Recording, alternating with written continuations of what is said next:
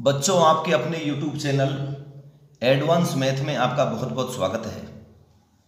और आज हम बात करेंगे त्रिकोणमिति के कुछ अनुप्रयोग प्रश्नवाली 9, उन्नयन कोण और अवनमन कोण। सवाल है, देखिए, धरती पर एक मीनार ऊर्ध्वाधर खड़ी है। ऊर्ध्वाधर का मतलब ऐसे खड़ी, बिल्कुल जैसे खंभा खड़ा होता है ना बिजली का, उस तरह इसको ऊर्ध्वाधर बोलते हैं। और कोई चीज यदि आड़ी पड़ी होती है तो उसको क्षितिज बोलते हैं।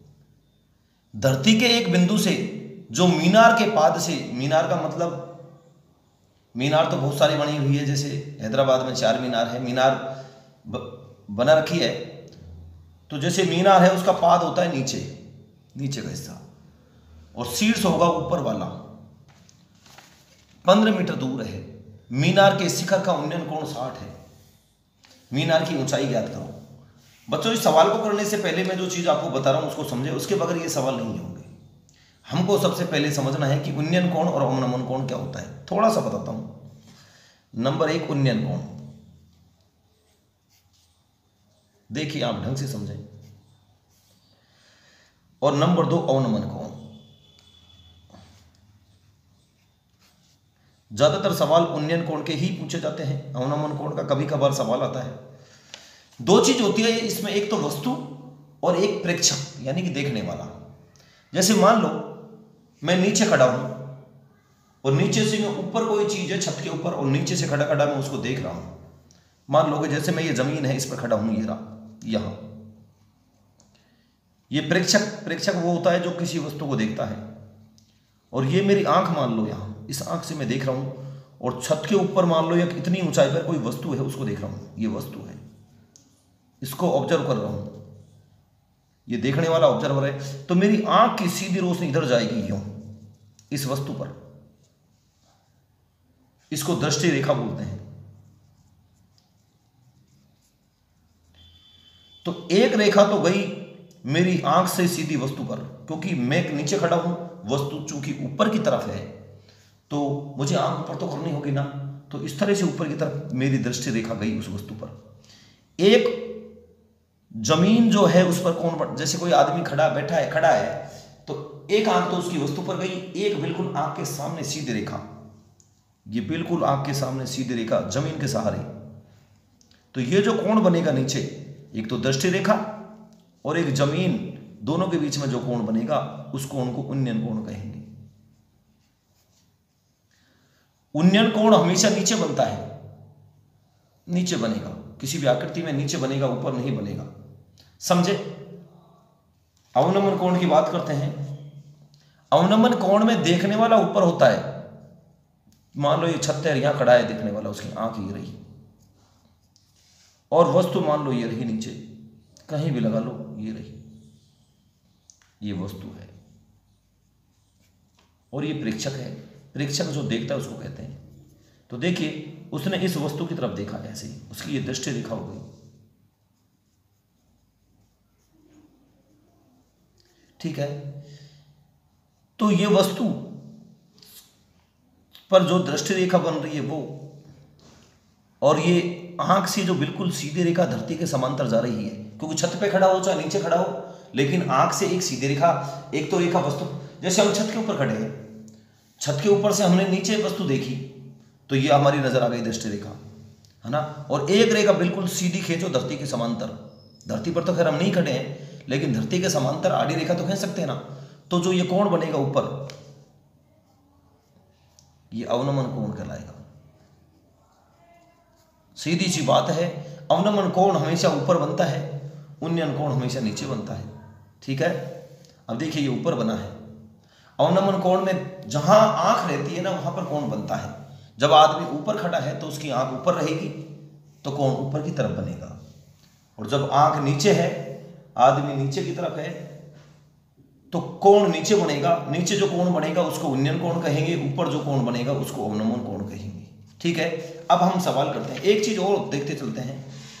जैसे कोई वस्तु है, ये यूं खड़ी हुई है, एकदम ऊर्ध्वाधर खड़ी हुई है, तो इसका नीचे का जो हिस्सा होता है, जमीन पर जो टिका होता है, उसको पाद बोलते हैं या तल बोलते हैं।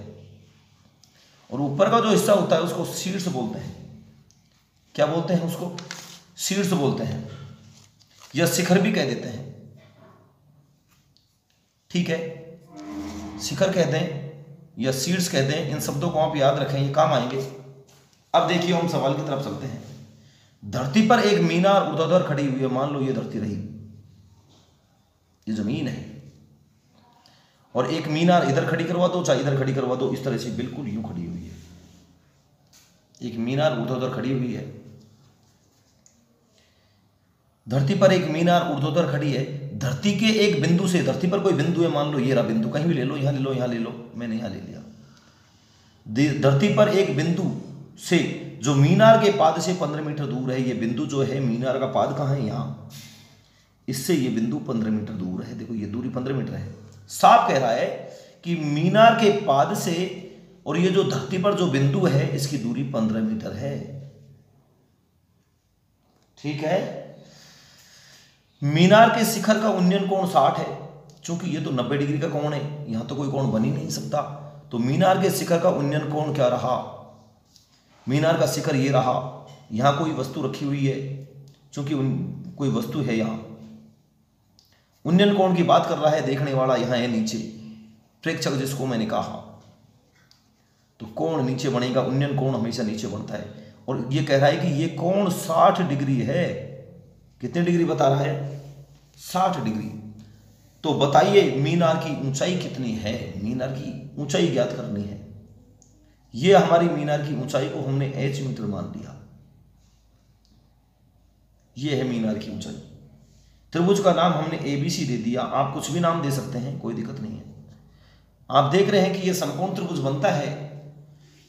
उन्नयन कोण अवनमन कोण के जब सवाल करते हैं तो त्रिभुज समकोण बनता है।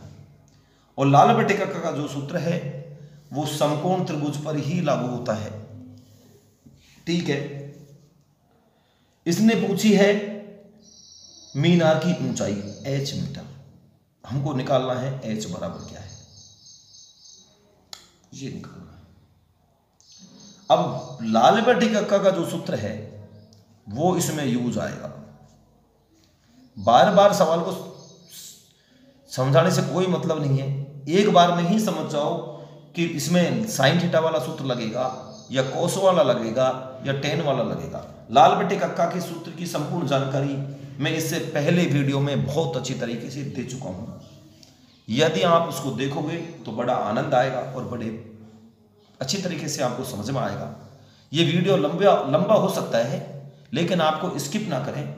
मैं अभी इसको समझा देता हूं। देखिए, चूंकि इसने एक चीज और देखिए, कोण यहां बन रहा है और कोण समकोण त्रिभुज में कोण के जो सामने भुजा होती है वो लंब होती है। ये देखो कोण, इसके सामने ये भुजा नहीं हो सकती, ये नहीं हो सकती, ये दोनों भुजाओं पर तो ये कोण बना हुआ है।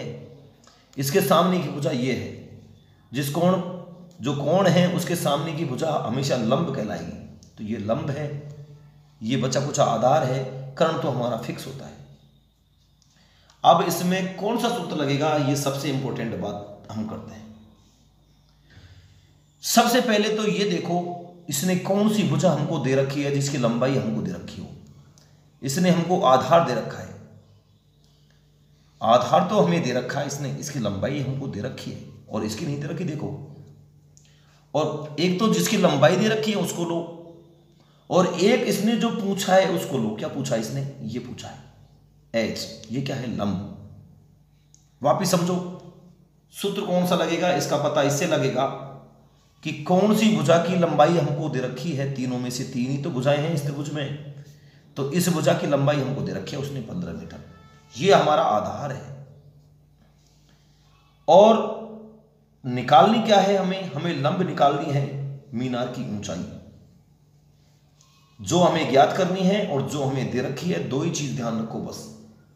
अब बताओ, आधार और लंब से कौन सा सूत्र बन रहा है, ये बन रहा है क्या, नहीं, ये तो कर्ण आ गया इसमें, तो ये भी नहीं। आधार और लंब से ये सूत्र बन रहा है लंब बटे आधार, जो कि tan थीटा का सूत्र है। तो हम tan थीटा का सूत्र काम में लेंगे इसमें। बस सारे सवाल इसी से हो जाएंगे। त्रिभुज ABC में हम लगाएंगे tan थीटा का सूत्र। tan थीटा बराबर लंब बटे आधार। टेन, देखो थीटा का मान 60 दे रखा है और कोई मान नहीं दे रखा पूरे सवाल में ही, देख लीजिए आप। थीटा का मान 60 डिग्री दे रखा है, देखो ये रहा, जैसा कि हमने नीचे जो फिगर बनाया है उसमें भी लगा दिया है, तो थीटा की जगह 60 लिख देंगे। लंब का मान देखिए h जो हमको निकालना है, बटे आधार कितना है 15। टेन 60 का मान हम सारणी से रख देंगे, क्योंकि सारणी की वीडियो भी मैंने बना दी है, बहुत बढ़िया ढंग से समझाया है, आप देखें आपको बिल्कुल समझ में आ जाएगा। टेन 60 का मान √3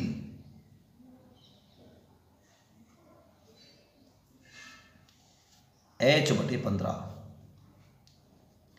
इसके नीचे 1 लगा के वज्र गुणा कर देंगे, इसको इससे वज्र गुणा कर देंगे, इसको इससे कर देंगे। तो पहले h को 1 से करेंगे तो h एकम h, और 15 को √3 से करेंगे तो 15 √3। चूंकि ये लंबाई हमें मीटर में दे रखी है तो ये उत्तर भी मीटर में आएगा। ये हो गया, ये ऊंचाई आ गई मीनार की जो उसने पूछी थी। अब लिख दोगे अतः मीनार की ऊंचाई लास्ट में। अतः मीनार की ऊंचाई h बराबर 15 √3